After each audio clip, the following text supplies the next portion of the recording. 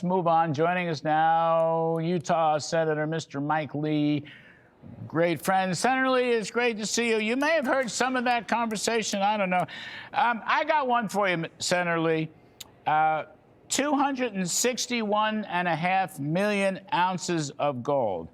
That is held in the vaults. Now, it's valued at $42.22. So that comes to $11 billion. However, because gold prices are about $4,000, it's now worth $1.04 trillion. I know you wanted an audit of the gold, but I'm giving you your own personal audit here on the Kudlow Show because of my high regard for you, all right?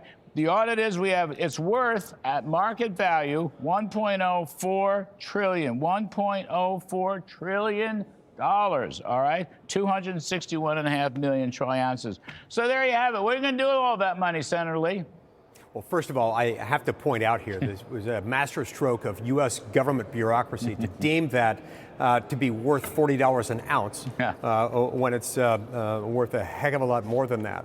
It's one of the many reasons why, as soon as the shutdown's over, I'm going to be introducing a bill called the Gold Reserve Transparency Act to make sure that we know what we've got.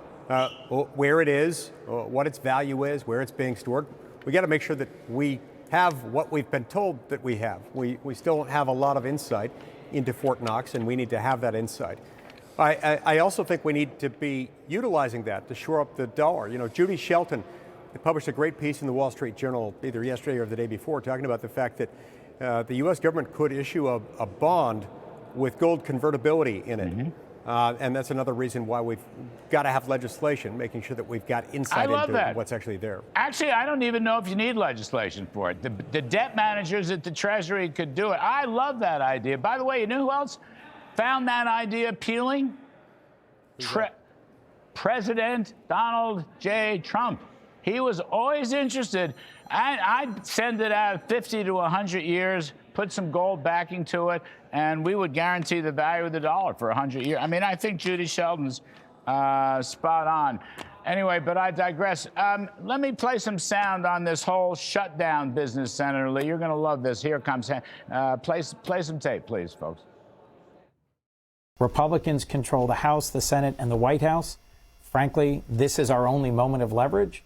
And although a very unpleasant tool to use, it's gotten us focused on what we have to do to change direction on health care. Shutdowns are terrible. And of course, there will be, families that are going to suffer. But it is one of the few leverage times we have. So let me get this right, Senator. We're going so the Democrats can have something called leverage. Let's see, as of Saturday, something like 42 million people won't get their food stamps SNAP program. Military people in harm's way in combat will not get paid. Air traffic controllers will not get paid, and on and on and on, all for something called leverage. It has to be one of the stupidest political calculations I've ever heard, sir. Yes, absolutely. And it rings hollow. It rings insincere. It reminds me of the words famously uttered in the first Shrek movie by Lord Farquaad. Yes, I know some of you may die as a result of what I'm about to do, but that is a sacrifice I'm willing to make. Here, the Democrats are willing to put the American people up on the sacrificial altar and sacrifice them to their own far-left radical agenda. That's not acceptable. So what's going to happen? We had our 13th vote. Senator Tuberville was on the show the other night. He said he doesn't like this idea, but you might have to suspend the filibuster. You might have to. That was his thought. You have a thought on that? You're a constitutional guy, Senator Lee. What do you think? Well, of course, the filibuster's got nothing to do with the Constitution other than the fact that the Constitution gives the respective chambers of Congress the power to make and enforce their own rules. But I will say this, before we start talking about something like that, I would like to see us focus on what we can do under the existing Senate rules. Before we go looking to break them, we ought to look to make sure that we're doing everything we can under the rules. For example, why not continue to vote? Why not keep members on the floor so that they're ready to vote? And the minute nobody's there to speak, who's eligible to speak and debate a particular issue, we call the question. That's what we ought to be focused on, rather than jumping directly into how to break the rules in order to avoid them. Senator Thune is saying, let's not have piecemeal. I mean, let's not just vote on SNAP. Let's not just vote on air traffic control. Let's just wait. There's a very good continuing resolution that was passed by the House. Let's just vote on that in its entirety. Are you in that camp? Well, yeah, I think the whole Senate Republican conference it more or less is there. Look, the House of Representatives passed a continuing resolution to keep the government funded at current levels through November 21st.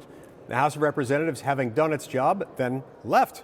It's really up to the Senate now, which is why it's funny when you see all these House Democrats showing up to Washington trying to blame this on House Republicans. This whole focus is about the fact that Senate Democrats are using the filibuster to block passage of this bill to keep things funded. I don't think they can keep this going very much longer. I don't know what they expected to accomplish on this, but it's not working.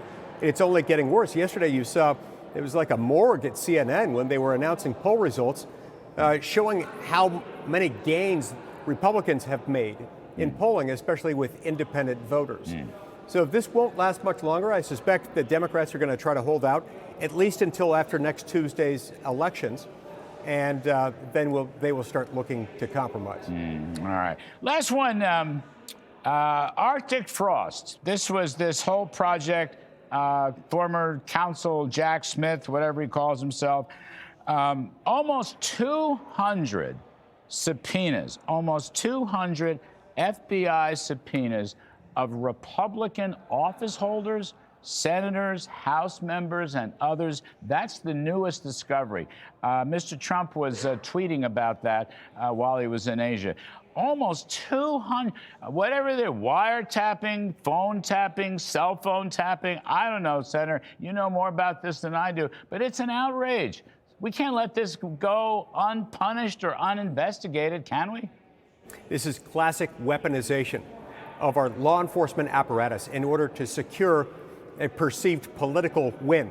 Now, thank heaven above that the election of Donald Trump almost a year ago allowed us to forestall this. But keep in mind, Larry, had Donald Trump not won, we would not be fortunate enough, as we are very fortunate, to have Kash Patel and Dan Bongino running the FBI.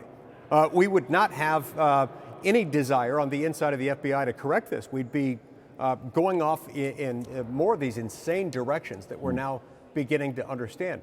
This is incredibly dangerous. Nearly 200 subpoenas trying to go after information on 430 Republican lawmakers, staffers, and other prominent people within the Republican movement, specifically for political lawfare.